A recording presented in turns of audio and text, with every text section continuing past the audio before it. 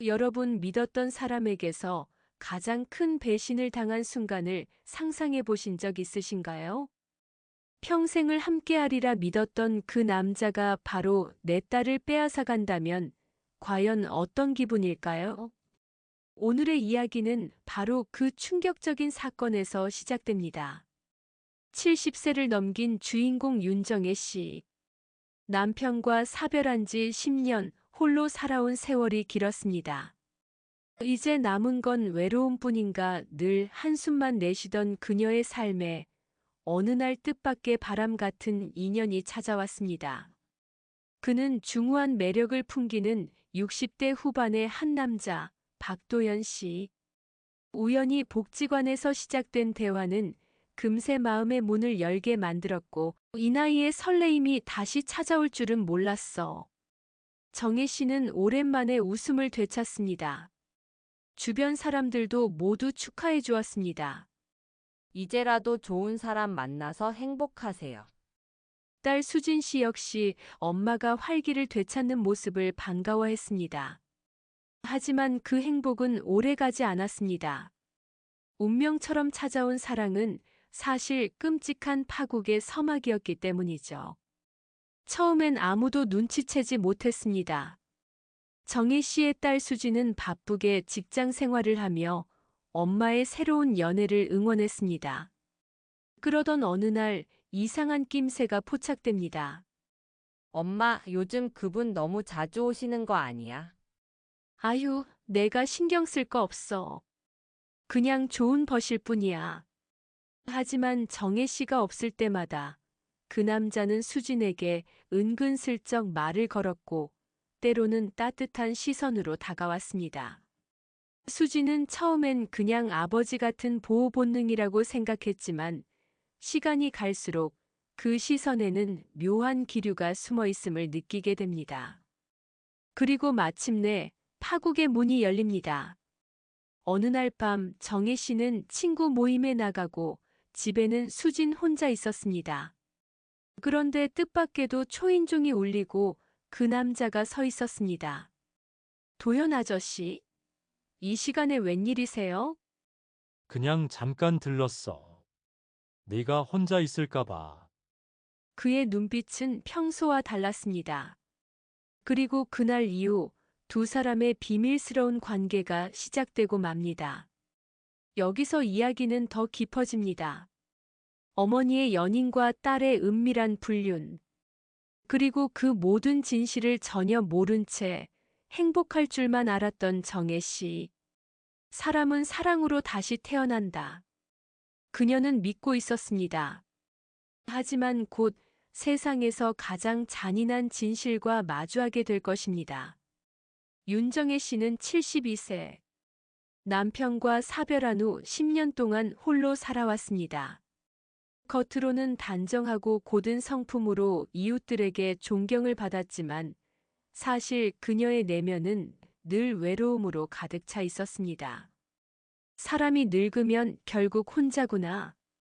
매일 저녁 집에 돌아와 텅 빈 거실에 앉아 있을 때마다 가슴 깊은 곳이 저려왔습니다. 그녀의 유일한 기쁨은 딸 수진이었습니다. 마흔을 갓 넘긴 수진은 직장 생활에 치이고 혼자 사는 엄마가 늘 걱정이었습니다. 엄마, 요즘은 어떻게 지내? 혼자 밥 잘 챙겨 먹고 있지? 걱정 마. 내가 이렇게 자주 들러주니 난 괜찮아. 하지만 정혜 씨는 알았습니다. 딸이 아무리 곁에 있어도 남편을 잃고 난 뒤 생긴 공허함은 채워지지 않는다는 걸. 그런 정혜 씨 앞에 나타난 인물이 바로 박도연 씨였습니다.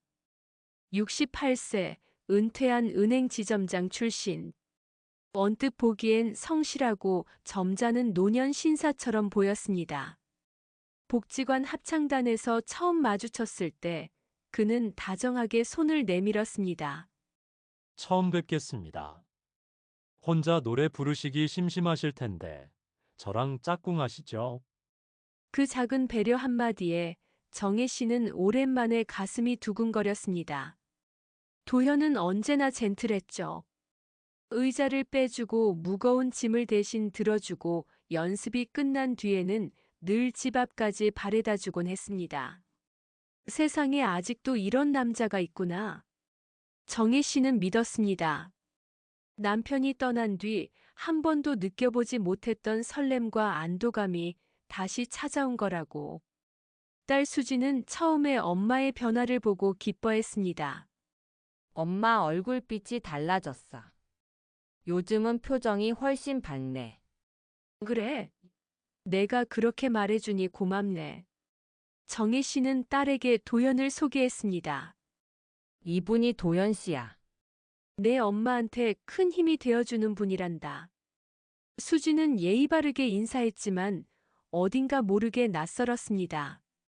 그의 시선은 분명히 엄마를 향하고 있었지만 가끔 자신을 스쳐갈 때 묘한 불편함이 남았습니다. 처음엔 그냥 기분 탓이라 생각했습니다. 하지만 그 불안감은 곧 현실이 되어갑니다. 도연은 빠르게 정혜 씨의 일상 속으로 파고들었습니다. 오늘은 김치찌개가 먹고 싶네요. 제가 사온 고등어 같이 구워 먹어요. 그는 가족처럼 자연스럽게 집에 드나들었고 심지어 수진과 마주하는 시간도 많아졌습니다. 수진 씨, 요즘 회사 일은 어때요? 많이 힘들지 않나요? 네, 뭐 괜찮습니다. 항상 힘내세요. 나이 들면 결국 건강이 제일이니까요. 그의 목소리는 부드럽고 따뜻했습니다. 그러나 수지는 점점 그 따뜻함 속에서 설명할 수 없는 무게를 느꼈습니다. 마치 자신을 지켜보는 눈길 속에 단순한 호의가 아닌 또 다른 무언가가 숨어 있는 듯 했죠. 그러던 어느 날 정혜 씨가 지인 결혼식 때문에 집을 비웠습니다. 평소처럼 집에 혼자 남아있던 수진. 늦은 저녁 초인종이 울리고 현관에 도연이 서 있었습니다. 아, 도연 아저씨 엄마 안 계시는데요? 알아요. 그냥 잠깐 들른 겁니다. 혼자 계실까봐 걱정돼서. 그의 미소는 언제나처럼 다정했지만 이번엔 눈빛이 달랐습니다. 수지는 순간적으로 긴장했지만 그저 예의상 글을 드렸습니다. 차라도 한 잔 드시고 가세요. 하지만 그날 이후 모든 것이 변했습니다. 둘 사이의 거리는 조금씩, 그러나 확실하게 좁혀지고 있었던 겁니다. 도연이 집에 들어온 날 이후 수진의 마음은 복잡해졌습니다. 그날 그는 별다른 행동을 한 건 아니었습니다. 그저 따뜻한 차를 함께 마시고 회사 일 이야기를 들어주며 조용히 미소만 지었을 뿐이었죠. 하지만 문제는 그 눈빛이었습니다. 부드럽지만 너무 오래 머무는 시선. 마치 그녀의 마음을 꿰뚫어 보려는 듯한 시선은 수진을 혼란스럽게 만들었습니다. 며칠 뒤 다시 그가 집에 찾아왔습니다. 정희 씨가 오늘 모임에 가셨다고 해서요. 혼자 계실까봐 걱정돼서 들렀습니다. 그는 자연스럽게 수진 옆에 앉아 작은 과자를 꺼내놓으며 말했습니다. 수진 씨, 일하면서 많이 힘들죠? 늘 강한 척하지만 사실은 많이 지쳐 있는 것 같아요. 그 한마디에 수진의 눈가가 흔들렸습니다. 회사에서 치이는 일상, 집에서 외로운 현실. 아무도 자신을 위로해주지 않던 세월 속에서 누군가 진심 어린 말 한마디를 건네니 마음이 무너져 내렸습니다. 저 그냥 살다 보니 그렇게 된 거예요. 다들 그렇잖아요. 아니요. 수진 씨는 달라요. 너무 잘 버티고 있어서 오히려 안쓰럽습니다. 그는 조용히 그녀의 손등 위에 손을 올렸습니다. 순간 수지는 움찔하며 손을 빼려 했지만 묘하게 따뜻한 온기에 그대로 굳어버렸습니다. 시간이 흐르면서 두 사람 사이의 대화는 점점 길어졌습니다. 도연은 젊은 시절의 경험담을 들려주며 내가 그땐 이런 선택을 했어야 했는데 라며 후회를 토로했고 수지는 직장에서 겪는 불합리한 현실, 결혼도 못하고 늙어간다는 압박을 털어놓았습니다. 혹시라도 내가 조금 더 젊었다면 널 그냥 두지 않았을 겁니다. 그의 말은 농담처럼 흘러나왔지만 수진의 가슴은 요동쳤습니다. 그리고 어느 늦은 밤, 비가 억수같이 쏟아지던 날 정혜 씨가 외출한 사이 도연은 다시 찾아왔습니다. 차 한 잔만 주시겠어요? 밖이 너무 춥네요. 젖은 어깨에서 흘러내린 빗물이 바닥을 적실 때 수지는 수건을 건네주었습니다. 그 순간 눈이 마주쳤습니다. 그리고 돌이킬 수 없는 선을 넘어버리고 말았습니다. 처음엔 서로 말도 못 꺼낼 만큼 혼란스러웠습니다. 이건 아니에요. 엄마를 배신하는 일이에요. 알아요. 하지만 난 멈출 수 없을 것 같아요. 수지는 괴로웠습니다. 자신이 엄마의 행복을 빼앗고 있다는 죄책감이 밤마다 가슴을 찔렀습니다. 하지만 동시에 오랜 세월 느껴보지 못했던 설레임이 그녀를 놓아주지 않았습니다. 그들은 조심스레 연락을 주고받기 시작했습니다.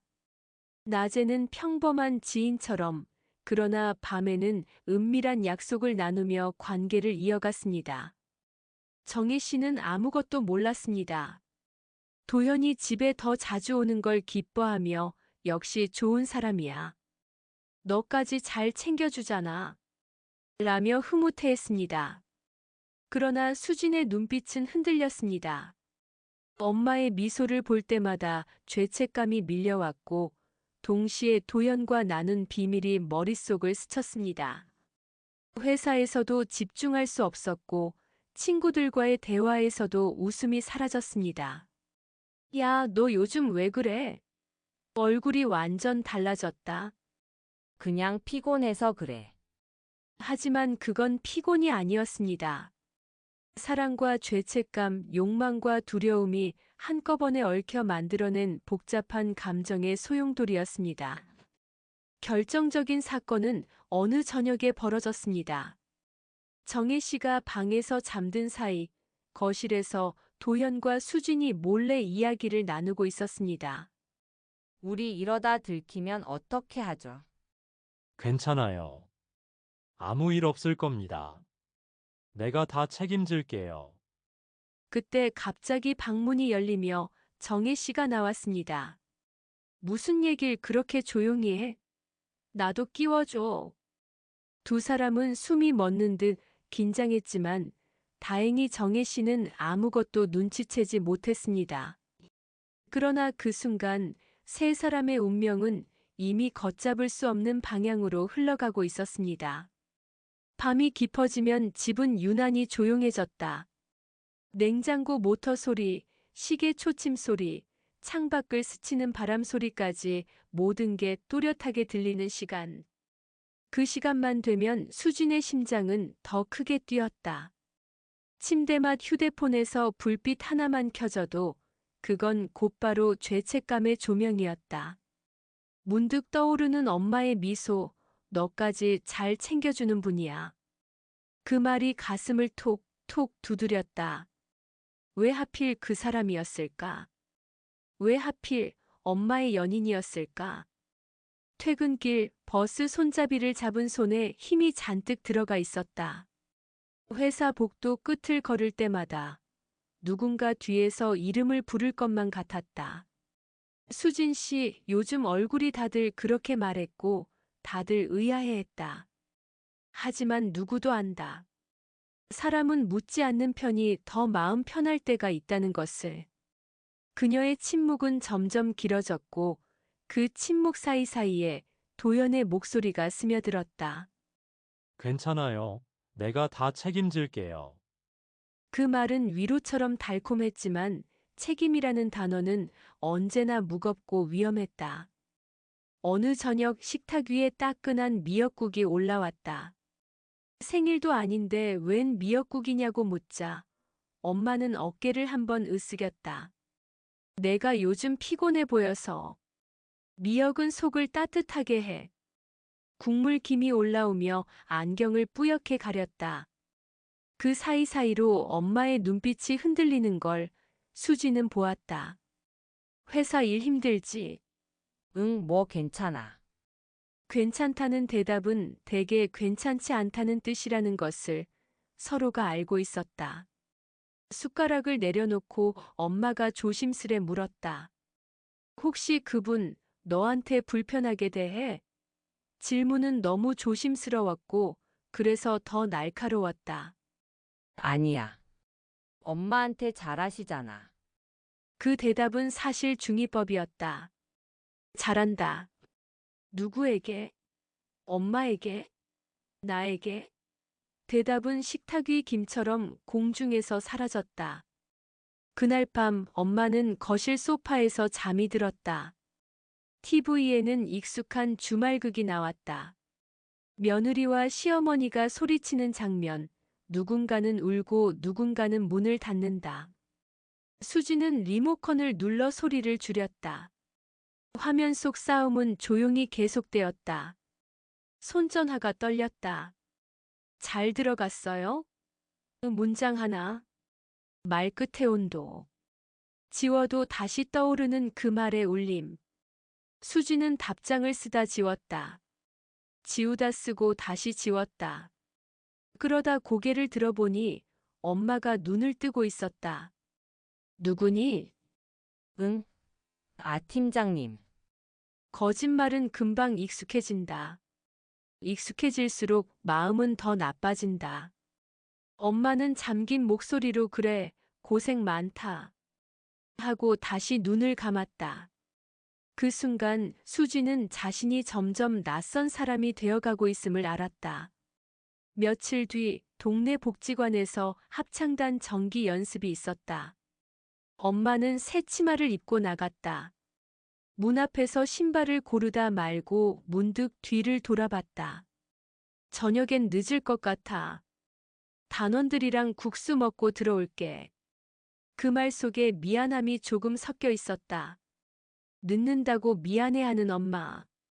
그 사소한 미안함이 수진에겐 양심의 못이 되어 가슴을 눌렀다. 천천히 와. 문이 닫히고 집은 다시 조용해졌다. 세탁기 돌아가는 소리, 전기밥솥의 보온등. 그녀는 소파에 앉아 한참을 멍하니 있었다. 그때 초인종이 울렸다. 반사적으로 심장이 쿵 내려앉았다. 누구세요? 나야. 짧은 대답, 익숙한 목소리. 문을 열자 도연이 꽃을 들고 서 있었다. 작은 프리지어 한 다발. 정희 씨 연습 끝나면 주려고 샀어. 잠시 맡아줄래? 꽃봉오리에서 달큰한 향이 퍼졌다. 수지는 무심코 꽃을 받아 부엌 싱크대 옆에 내려두었다. 프리지어 향기는 오래간다. 향기가 오래갈수록 흔적은 진해진다. 그는 물 한 잔을 부탁했다. 컵에 물이 떨어지는 소리, 그 사이 그의 눈길이 집안을 훑었다. 여긴 늘 깨끗하네. 칭찬 한마디가 공기처럼 가볍게 떠다녔다. 그 가벼움이 때로 사람을 마비시킨다. 돌아서는 그의 등 뒤로 수지는 문득 물었다. 엄마한테 진심이에요. 그가 잠시 멈췄다. 그리고 천천히 고개를 끄덕였다. 진심이야. 그 대답은 정확했다. 누구에게 진심인지 묻지 않는다면. 그날 밤 엄마가 들어왔다. 문틈으로 프리지어 향기가 먼저 들어왔다. 어머, 꽃. 엄마의 얼굴이 환해졌다. 내가 샀니? 응, 아니, 도현 아저씨가. 엄마는 꽃을 들고 한참을 바라봤다. 향이 좋다. 단순한 말. 그런데 그 말이 무겁게 내려앉았다. 꽃병에 꽃을 꽂는 엄마의 손길은 소녀 같았다. 그 손끝을 보며 수지는 알았다. 나쁜 일은 누군가의 좋은 순간을 밀어내며 자란다는 걸. 이웃 김 여사가 현관 앞에서 마주쳤다. 어머, 수진 씨 요즘 얼굴이 안 좋아. 남자 얘긴 아니지. 농담 반 진담 반. 사람들은 촉이 빠르다. 수지는 웃어넘겼다. 아유, 무슨 소리세요? 김 여사는 고개를 끄덕이며 속삭였다. 그분 참 젠틀하더라. 근데 눈이 조금 차가워. 그 말이 바람결에 섞여 귀에 남았다. 눈이 차갑다. 따뜻한 말과 차가운 눈. 두 온도가 함께 있는 사람은 오래 본능을 속인다. 합창단에서 단체 사진을 찍는 날, 도현은 엄마와 어깨를 맞대고 섰다. 사진 속 두 사람 사이에는 환한 미소가 있었다. 사진을 찍는 동안 수진에게 메시지가 도착했다. 끝나고 카페에서 잠깐 볼 수 있을까? 그 카메라 셔터 소리가 파도처럼 연달아 터졌다. 박수 소리, 웃음 소리. 그리고 지문 인식으로 메시지를 여는 소리. 세상의 소리들이 겹쳐질수록 마음은 더 조용해졌다. 조용할수록 선택의 발소리는 크다. 카페 구석자리에 마주 앉았다. 도현은 커피를 젓다가 숟가락을 내려놓았다. 금속이 도자기 컵에 닿는 소리. 수진, 이름을 부르는 호흡은 늘 조심스러웠다. 조심스러운 말이 되게 위험하다는 걸 둘은 알고 있었다. 이러면 안 되는 거 알아. 그런데 네가 나를 놓아주면 그때 내가 무너질 것 같아. 그 고백은 모순이었다. 놓아주면 무너진다니. 붙잡으면 누구는 다시 설까? 수지는 손을 포개 쥐었다. 엄마가 좋아해요, 당신을. 그 말에서 당신이라는 호칭이 너무 선명했다. 그는 잠시 눈을 감았다. 알아. 그 한마디가 오래 걸렸다. 밤늦게 귀가한 수진을 엄마가 마중 나왔다. 카페 갔었니? 응. 누구랑? 순간 입술이 마른다. 팀 친구. 엄마는 고개를 끄덕였다. 그래. 내가 말하기 어려운 게 있으면 안 해도 돼. 엄마의 배려가 칼날이 되어 돌아왔다. 말을 강요하지 않는 사랑. 그 사랑이 사람을 더 작아지게 만들 때가 있다. 엄마. 수지는 부엌 의자에 앉아 고개를 숙였다. 있잖아, 내가 요즘 많이 이상해. 엄마가 조용히 옆에 앉았다. 사람은 누구나 이상해질 때가 있어.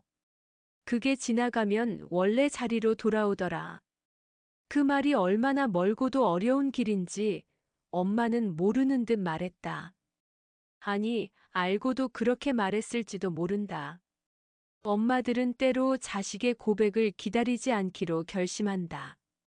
그 침묵이 모두를 살릴 때도 있으니까. 그 주말 세 사람이 함께 점심을 먹었다.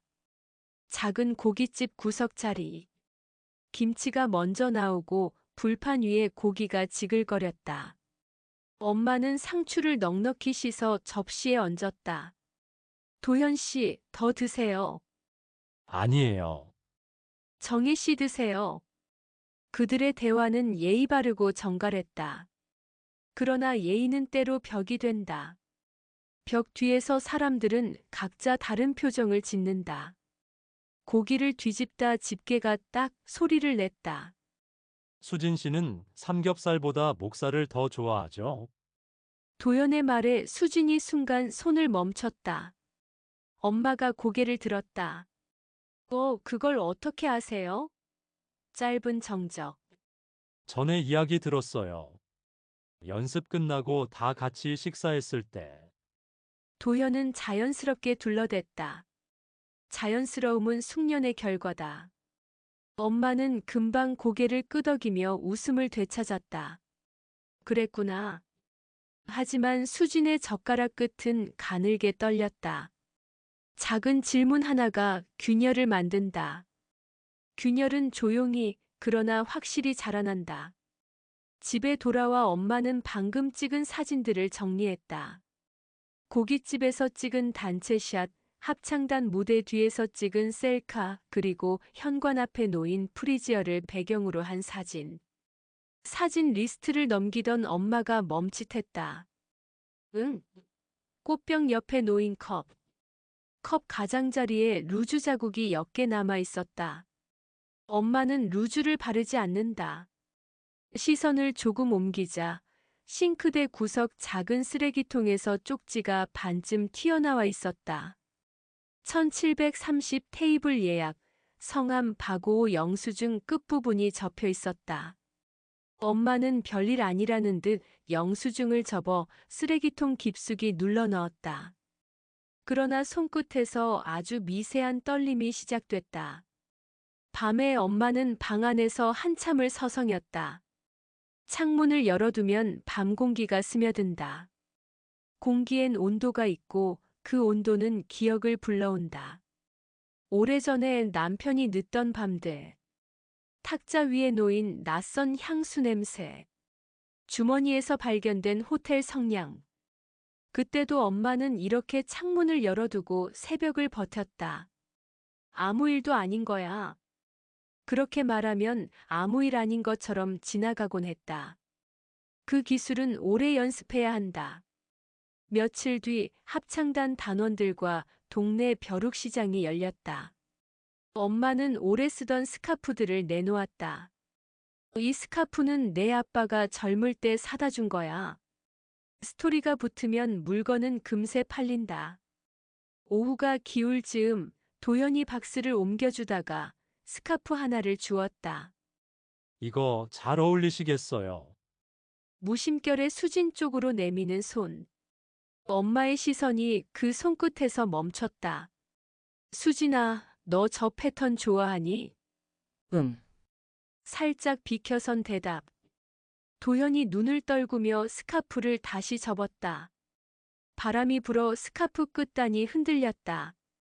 그 흔들림이 오래 보였다. 저녁 엄마는 뜻밖의 제안을 했다. 이번 주말에 셋이서 근교 나들이 갈까? 난감하면 합창단 몇 분도 부르고. 도연은 반색했다. 수진의 심장엔 비상벨이 울렸다. 함께라는 말은 때로 검증의 다른 말이었다. 숲속 산책로, 사진 찍기 좋은 카페, 저수지 옆 벤치. 나들이 계획표가 구체적일수록 수진의 표정은 더 굳어졌다. 엄마, 난 회사 일 때문에. 그래, 바쁘면 어쩔 수 없지. 엄마는 금방 이해했다. 그러나 이해한다는 말은 때로 포기한다는 말과 비슷한 얼굴을 하고 있다. 그 주말 결국 둘만 나들이를 다녀왔다. 돌아와 엄마는 휴대폰을 들고 사진을 보여줬다. 여기 봐. 벚꽃이 조금 남아있더라. 가을인데도. 사진 속 엄마와 도현은 환하게 웃고 있었다. 화면을 넘기는 손짓이 멈췄다. 배경 유리창에 비친 그림자. 사진 속엔 두 사람뿐인데 유리창에는 세 사람의 실루엣이 어른거렸다.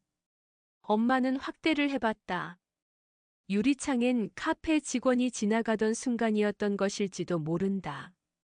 아니면 엄마는 확대를 멈추고 사진을 껐다. 괜한 생각. 스스로에게 말해보지만 괜한 생각은 대개 틀리지 않는다. 그날 밤 수지는 결심했다. 끝내야 한다. 끝내야 한다, 오늘. 문장 하나로 정리하면 쉬워 보이지만 끝내는 일은 늘 시작보다 어렵다. 전화를 걸었다가 끊었다. 메시지를 썼다가 지웠다. 집 앞 골목을 걸어 나갔다가 다시 돌아왔다. 베란다에 서니 저 멀리 가로등 불빛이 빗물에 깜빡였다. 그때 전화가 먼저 울렸다. 나야. 짧은 호흡. 잠깐 볼 수 있을까? 마음은 이미 알고 있었다. 오늘은 끝낼 수 없다는 것을. 공원 벤치에 나란히 앉았다. 아이들이 뛰놀던 낮과 달리 밤의 공원은 생각이 많았다. 도연이 조용히 말했다. 미안하다는 말 100번 해도 부족해. 미안하다는 말은 대개 자신에게 하는 말이다. 수지는 고개를 숙였다. 우린 잘못됐어요. 알아. 그런데 왜 자꾸. 그는 대답하지 못했다. 대신 손을 내밀었다가 다시 거두었다. 사람은 때때로 올바른 말보다 쉬운 행동을 먼저 한다. 그 쉬움이 다 부숴버릴 때가 있다. 그 순간 멀리서 휴대폰 진동음이 들렸다. 수진의 가방에서 울리는 소리와는 다른 방향. 도연의 주머니에서 불빛이 새어나왔다. 화면에 뜬 이름 정희. 두 사람의 시선이 동시에 그 불빛으로 향했다. 심장이 얼었다. 도현은 급히 전화를 끊었다. 연습 끝났나 봐. 단순한 말. 그러나 너무 많은 의미. 받지 그랬어요. 지금은 안 돼.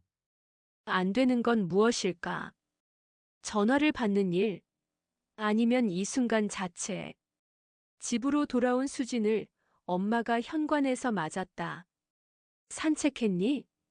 응, 공원은 어땠어? 그냥. 짧은 대답들이 서로를 스쳤다. 엄마는 슬리퍼를 벗으며 말했다. 오늘 이상했어. 연습 쉬는 시간에 도연 씨가 자꾸 전화를 밖에 나가서 받더라. 말 끝이 가벼웠지만 눈빛은 무거웠다. 수지는 아무 말도 하지 않았다. 엄마의 목소리가 아주 낮게 이어졌다. 사람이 숨기려 할수록 냄새가 나. 순간 프리지어 향이 새삼 진하게 맡아졌다. 그 향이 오래 가듯 의심도 오래 갔다. 다음 날 엄마는 작은 봉투를 들고 나갔다. 종이봉투 안에는 오래된 사진 몇 장과 손글씨로 적은 메모 한 장. 나는 이번에는 모르는 척하지 않겠다. 버스 창밖으로 스쳐가는 풍경들이 색을 잃었다.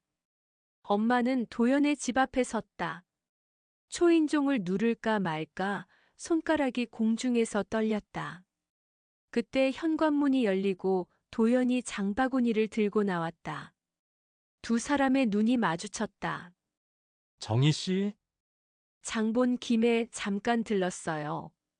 엄마의 미소는 평온했고 평온은 종종 연막이었다. 도연의 눈가에 아주 미세한 당황이 스쳤다. 그 미세함을 엄마는 놓치지 않았다. 거실 테이블 위에 차가 놓였다. 물끄러미 찻잔을 보던 엄마가 조용히 말을 꺼냈다. 사람을 믿는 건 좋은데 잘못 믿으면 오래 앓더라. 도현이 눈을 들었다. 무슨 말이에요? 아무것도 아니에요. 그냥 예전 생각. 엄마는 봉투를 꺼내 테이블 가장자리에 올려두었다. 이건 제 이야기예요. 나중에 시간 될 때 읽어주세요. 봉투의 두께는 얇았다.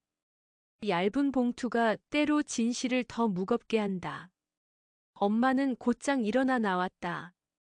현관문 앞에서 한 번도 뒤돌아보지 않았다.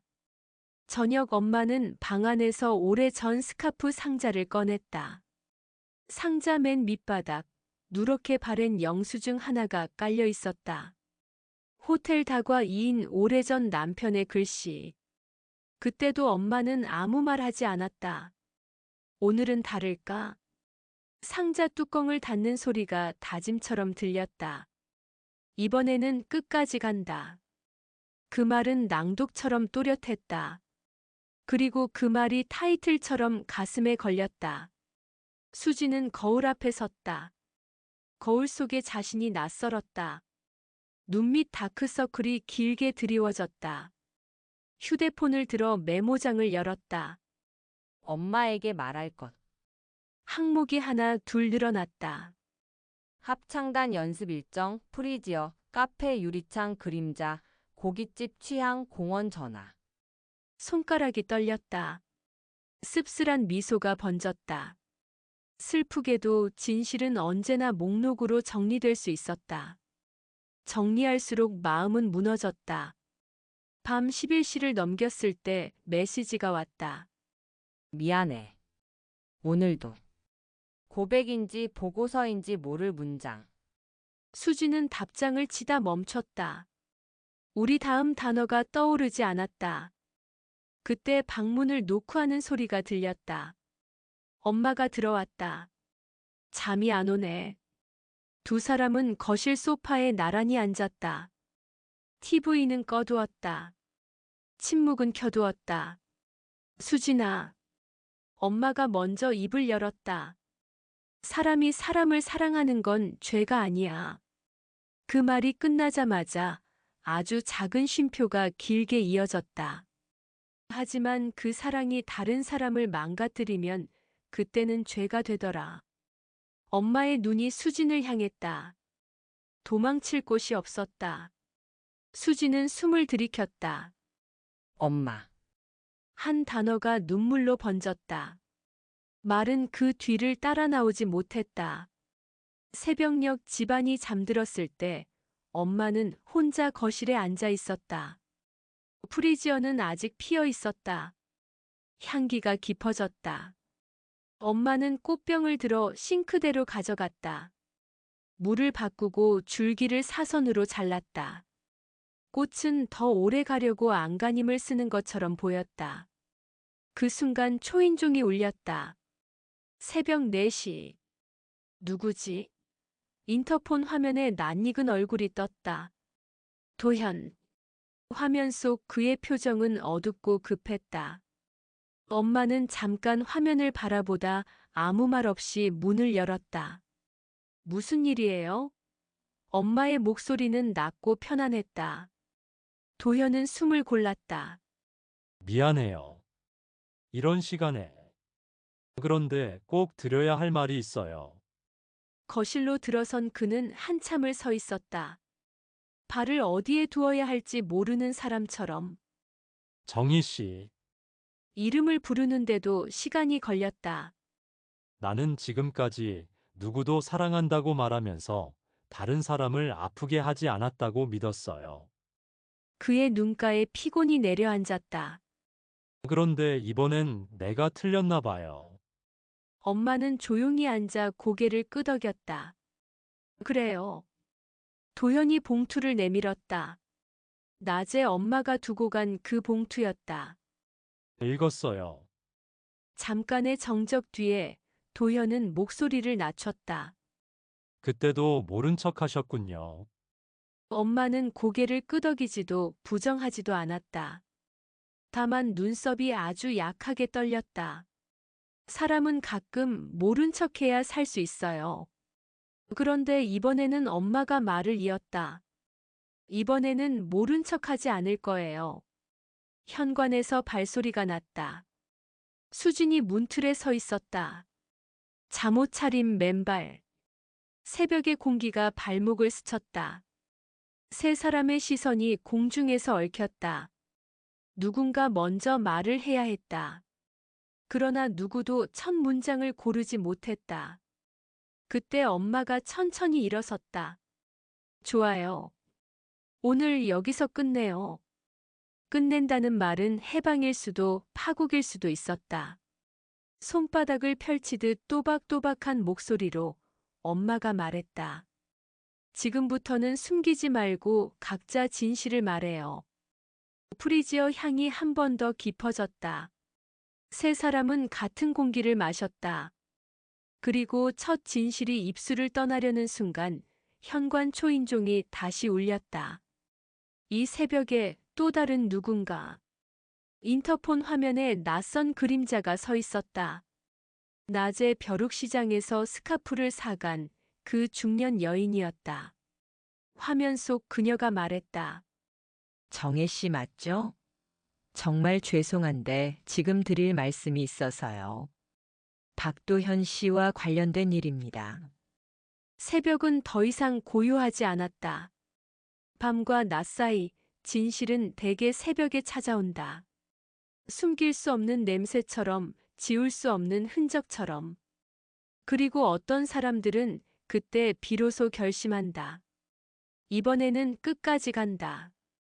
새벽 현관 앞에 서 있던 낯선 여인의 등장은 세 사람 사이에 드리워진 침묵을 순식간에 갈라놓았다.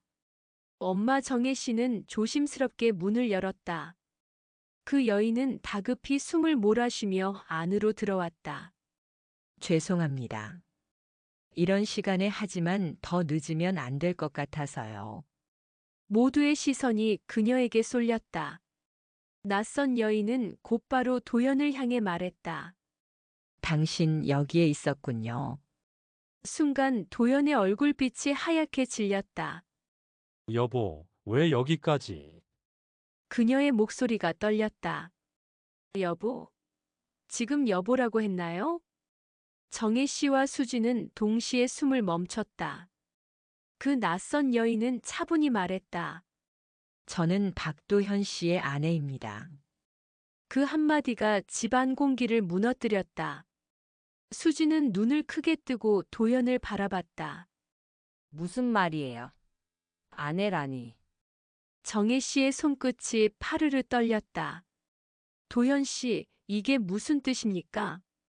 도연은 한동안 아무 말도 하지 못하다가 결국 의자를 끌어다 앉으며 고개를 떨궜다. 맞습니다. 제 아내예요. 순간 그동안의 모든 장면들이 퍼즐처럼 맞춰졌다. 자주 전화를 밖에서 받던 이유, 주말마다 갑작스레 자리를 비우던 변명들, 그리고 어쩐지 늘 숨겨져 있던 흔적들. 아내의 입에서 더 충격적인 말이 이어졌다.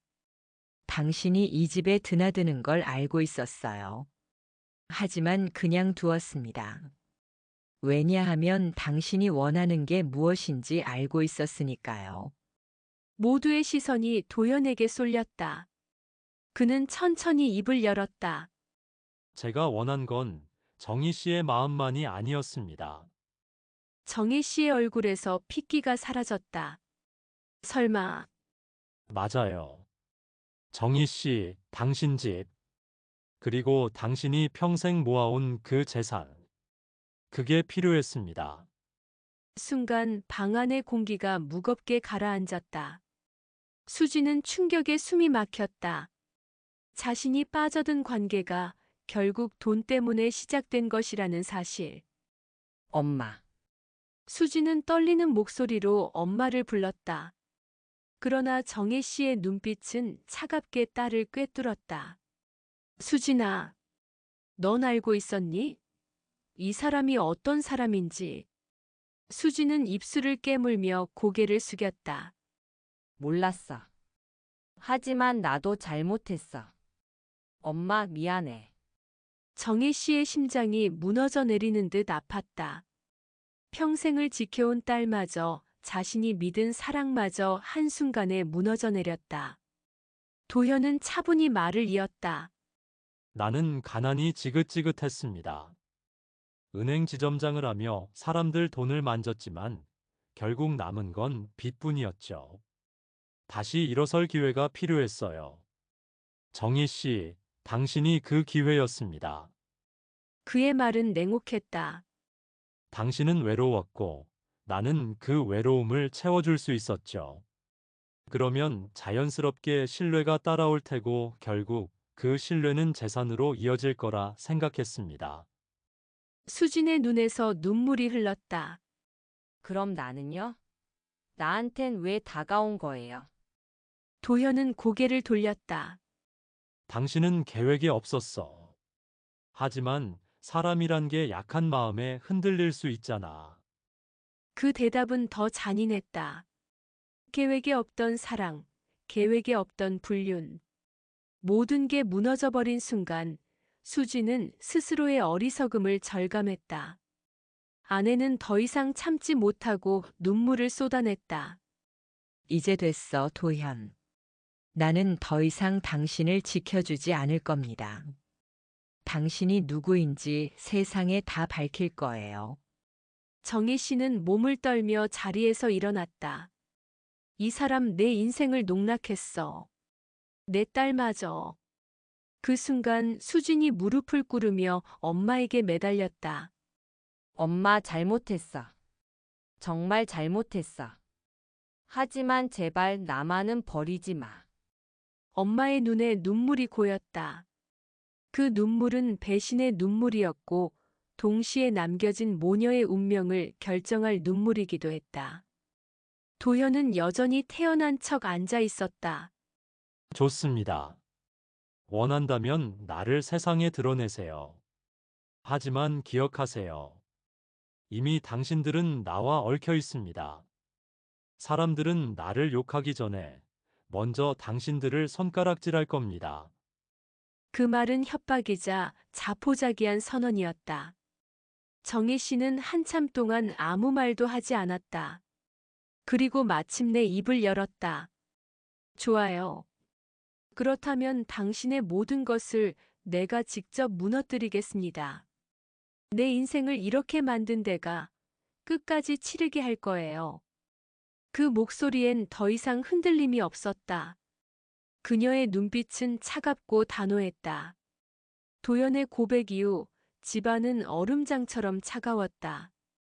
누구도 먼저 입을 열지 못했고 초침 소리만이 밤을 찢었다. 정혜 씨가 마침내 천천히 입을 열었다. 사람을 속일 수는 있어도 끝까지 지킬 수는 없는 법이에요. 도연 씨, 이제 모든 게 끝났습니다. 그러자 도연은 피식 웃었다. 끝이라고요? 웃기지 마세요. 정희 씨, 이미 나한테 마음을 줬잖아요. 그건 돌이킬 수 없는 겁니다. 그리고 수진 씨도. 그의 말은 마지막 자존심을 짓밟는 듯 잔인했다. 수진이 울부짖듯 외쳤다. 그만해요. 더는 엄마 앞에서 그런 말 하지 마요. 정혜 씨가 떨리는 손으로 딸을 감쌌다. 괜찮아. 이제 알았으니 다시는 이 집 문턱을 넘지 못하게 하면 돼. 하지만 도연은 여전히 여유로웠다. 문턱을 막는다고 내가 사라질 것 같아요? 이미 당신들 인생에 발을 들여놨는데. 순간 정혜 씨의 눈빛이 강하게 번뜩였다. 그래요. 그럼 내가 직접 밀어내겠습니다. 당신이 감히 손댄 내 딸까지 내가 지켜내겠습니다. 며칠 뒤 도연의 이름이 지역신문에 오르내렸다. 횡령, 사기, 빚독촉. 아내가 경찰과 언론에 모든 자료를 넘긴 것이었다. 합창단 사람들도 웅성거렸다. 그 사람, 알고 보니 그런 사람이었대. 정희 씨는 얼마나 충격이 클까. 소문은 빠르게 퍼졌고 도연은 더 이상 어디에도 설 자리가 없었다. 길거리에서 마주친 사람들은 그를 피했고 결국 그는 쓸쓸히 술집 구석에 앉아 스스로를 저주했다. 모든 게 다 무너졌어. 하지만 상처는 도연에게만 남지 않았다. 정혜 씨와 수진 사이에도 깊은 균열이 생겼다. 엄마 정말 미안해. 한순간의 착각이었어. 그 사람 말에 흔들려서. 착각으로 끝났다고. 내가 나 몰래 만난 그 시간들이 다 착각이었단 말이니? 수지는 무릎을 꿇고 눈물을 흘렸다. 엄마 제발 한 번만 용서해줘. 나도 피해자야. 그 사람에게 속은 건 나도 마찬가지야. 정혜 씨는 한동안 말없이 딸을 내려다보았다. 그리고는 고개를 돌리며 중얼거렸다. 그래. 피해자일 수 있지. 하지만 엄마의 가슴을 2번 찌른 건 바로 너야. 그 말은 칼보다 더 깊이 파고들었다. 어느 늦은 밤 도연은 마지막으로 정혜 씨 집 앞을 찾았다. 옷차림은 초라했고 눈빛은 광기에 가까웠다. 정희 씨 마지막으로 한 번만 기회를 줘요. 우리 다시 시작할 수 있어요. 정혜 씨는 문을 열지도 않았다. 문 너머로 단호하게 말했다. 도연 씨, 제발 이제 그만하세요. 당신은 이미 끝났습니다. 더 이상은 없습니다. 문을 두드리던 도현은 결국 주저앉아 울부짖었다. 왜 나만 이렇게 무너져야 해? 하지만 대답은 돌아오지 않았다. 그의 외침은 밤거리의 바람 속으로 흩어졌다. 며칠 뒤 도연은 홀로 떠났다는 소식이 들려왔다. 모든 것을 잃은 그는 더 이상 이곳에 머물 이유가 없었다. 남겨진 건 상처투성이의 모녀뿐. 정희 씨와 수지는 여전히 같은 집에 있었지만 서로를 마주보는 일이 쉽지 않았다. 말하지 않아도 알 수 있는 간격, 말하지 않아서 더 깊어지는 거리. 그러나 그 거리 속에서도 두 사람은 알았다. 결국 마지막까지 남는 건 모녀뿐이라는 사실을. 정희 씨는 거울 앞에 서서 조용히 혼잣말했다. 사람은 끝까지 가봐야 알 수 있지. 그 끝이 지옥인지 아니면 새로운 시작인지. 새벽이 지나고 아침이 왔다. 프리지어 향은 아직 남아 있었지만 더 이상 달지 않았다. 향기 끝에 미세한 씁쓸함이 묻어 있었다. 부엌 창으로 햇살이 미끄러져 들어오고 식탁 위 유리컵 가장자리에서 작은 무늬가 반짝였다. 그 반짝임을 한참 바라보다가 정희는 컵을 부드럽게 돌아앉혔다. 이제 여긴 우리 둘만의 자리로 하자. 누구에게 하는 말인지 모를 그 한마디에 집안 공기가 조금 편안해졌다. 그날 점심 엄마와 딸은 같은 국을 먹었지만 다른 맛을 느꼈다. 수지는 숟가락을 들었다가 내려놓기를 반복했고 결국 고개를 들었다. 엄마, 나 상담 다녀볼게. 그 말은 변명도 도피도 아니었다. 책임의 시작이었다. 정희는 고개를 천천히 끄덕였다. 잘했어. 몸이 아프면 병원 가잖니. 마음도 그래야지. 아주 짧은 미소가 입가를 스쳤다. 미소는 오래 머물지 못했지만 방향을 알려줬다. 거실벽 시계가 오전 10시를 가리킬 즈음 전화 한 통이 왔다. 합창단에서였다. 지휘자는 묻지 않았다. 대신 말했다. 이번 정기 공연 솔로 한 곡 맡으시죠. 정희는 잠깐 망설였다. 무대에 서는 일은 언제나 떨렸다. 그러나 무대를 피하는 마음이 더 떨린다는 걸 이제 알았다. 해볼게요. 대답은 단호했고 목소리는 차분했다. 전화를 끊고 나니 손끝이 가볍게 떨렸다. 떨림을 멈추게 한 건 오래전 남편이 사다 준 스카프였다. 상자에서 스카프를 꺼내 목에 가볍게 두르자 거울 속 여자는 조금 더 꼿꼿해 보였다. 이건 과거가 아니라 오늘의 장식. 말에 힘을 실어 거울을 나섰다. 복지관 연습실 문을 여는 순간 사람들의 시선이 잠깐 머물렀다. 누군가는 안타까움으로, 누군가는 응원으로. 정희는 그 모든 눈빛을 받아들이고 피아노 옆 의자에 앉았다. 첫 박을 맞추자 오래된 숨이 길게 빠져나갔다. 숨은 음악으로 변했고 음악은 견디던 시간을 건너 뭉클한 울음이 되었다. 노래가 끝나자 누군가 조용히 박수를 쳤다. 박수는 크지 않았지만 진심은 컸다. 괜찮다. 눈빛이 그렇게 말했다. 사람은 가끔 말보다 눈으로 더 많은 것을 건넨다. 그날 저녁 수지는 상담센터를 찾았다. 대기실 의자에 앉아 있자니 손이 자꾸 얼었다. 자신의 차례가 되어 문을 열고 들어가자 상담사는 따뜻한 차를 권했다. 오늘은 어디서부터 시작해 볼까요? 수지는 목을 한번 가다듬었다. 저는 엄마의 연인을 사랑했습니다. 문장은 돌처럼 무거웠지만 바닥까지 떨어지자 더는 무겁지 않았다. 떨어진 돌 아래에서 물이 흘렀다. 흘러가는 소리를 들으며 수지는 처음으로 울었다. 울음은 사과였고 사과는 치유의 첫 문장임을 그날 알았다. 며칠 뒤 집에는 작은 변화들이 생겼다. 현관 신발장 위에 있던 꽃병이 거실 책장으로 옮겨갔다. 프리지어 대신 라넌큘러스가 꽂혔다. 색은 더 진했고 꽃잎은 더 풍성했다. 정희는 식탁 위를 비우고 노트를 펼쳤다. 장보기 목록 대신 하고 싶은 일 목록을 적었다. 새 코러스 연습, 건강체조, 동네 글쓰기 모임, 독서. 4줄이었던 목록은 일주일 뒤 8줄이 되었고 한 달 뒤에는 15줄로 늘었다. 목록이 늘어날수록 정희는 과거가 아니라 오늘을 말했다. 수진 역시 생활 리듬을 바꿨다. 퇴근 후 휴대폰을 멀리 밀어놓고 아침에 일어나면 창문부터 열었다. 창을 열 때마다 차가운 공기가 들어왔다. 그 공기 속에는 작은 규칙이 숨어 있었다.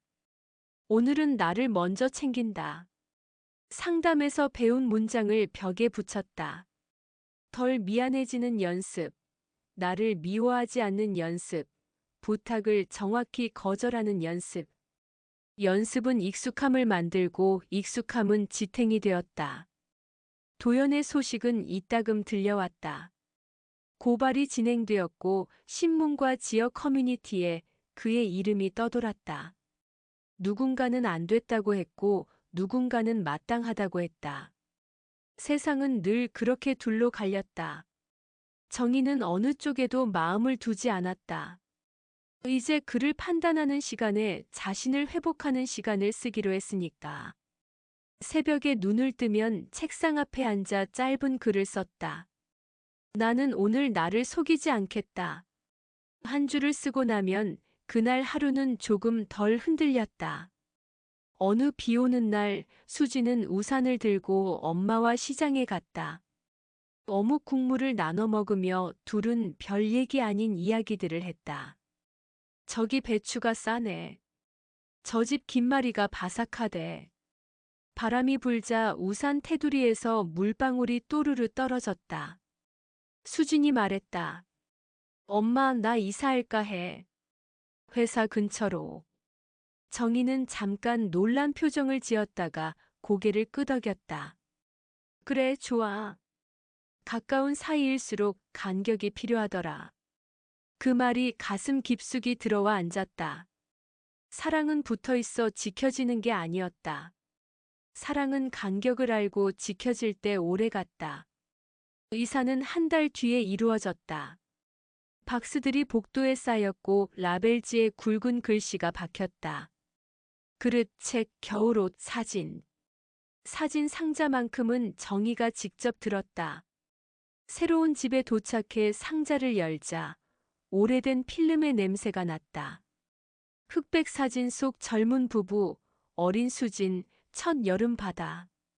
그리고 최근의 사진들 풀이지어 합창단 무대, 시장의 우산.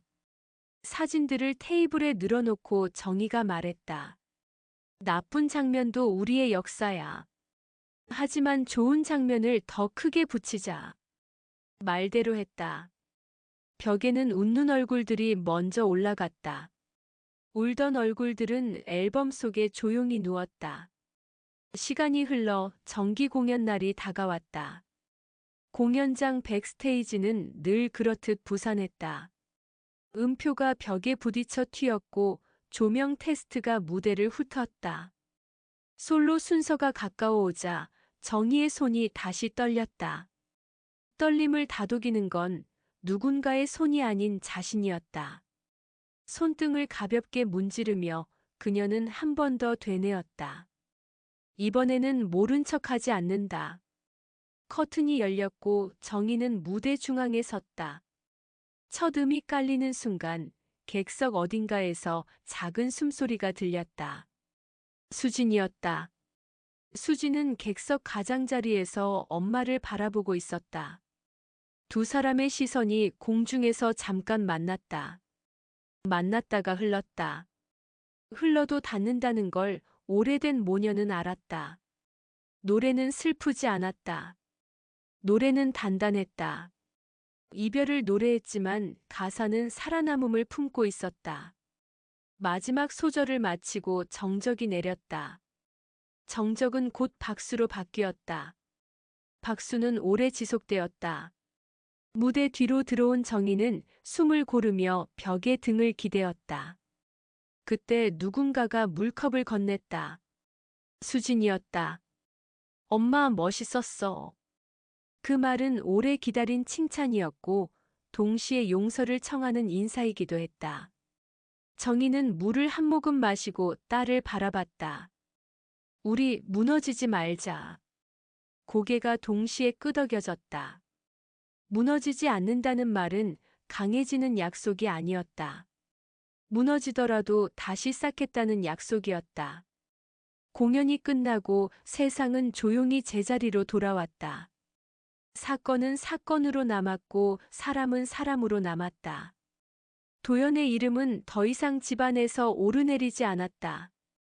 그를 잊어서가 아니라 그에게 묶이지 않기 위해서였다. 잊음과 놓음은 다르다.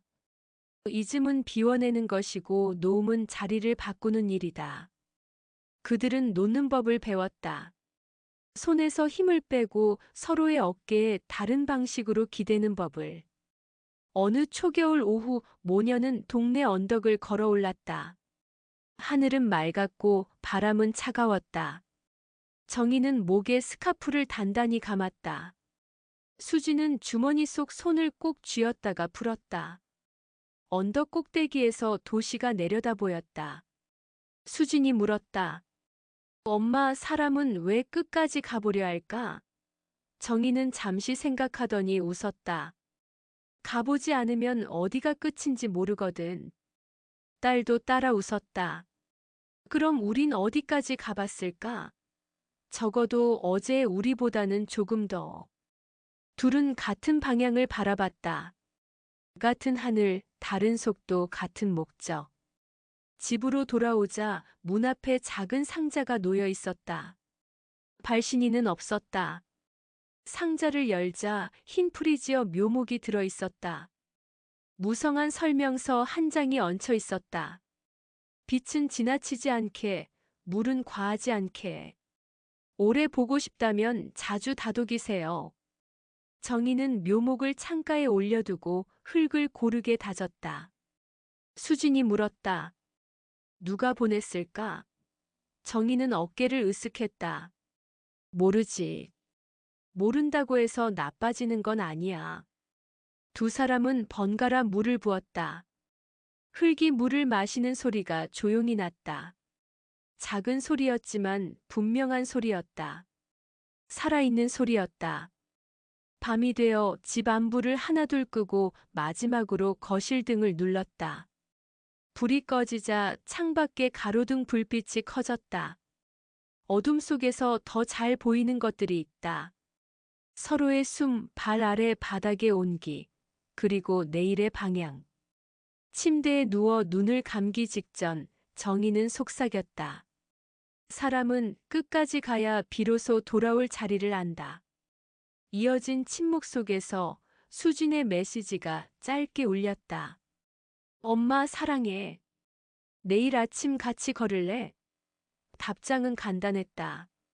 그래, 걷자. 끝까지. 이야기를 여기까지 들어준 당신에게 묻는다. 믿었던 사람에게 배신당한 뒤에도 다시 사람을 믿을 수 있을까?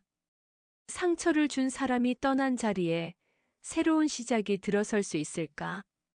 누군가는 어렵다고 말할 것이다. 맞다. 어렵다. 하지만 어려운 일과 불가능한 일은 다르다. 어려운 일은 연습하면 된다. 오늘 조금, 내일 조금. 무너지지 않겠다는 약속 대신 무너져도 다시 일어나겠다는 약속을 하자. 사랑을 의심하지 말고 경계를 게을리하지 말자. 눈을 감고 모른 척하는 용기 대신 눈을 뜨고 직면하는 용기를 택하자. 그 용기가 누군가의 밤을 지나 아침을 데려온다. 여기까지가 오늘의 이야기다. 당신의 이야기와 닿는 곳이 있었길 바란다. 다음에도 우리는 끝까지 갈 것이다. 끝까지 가본 사람만이 돌아올 길을 안다.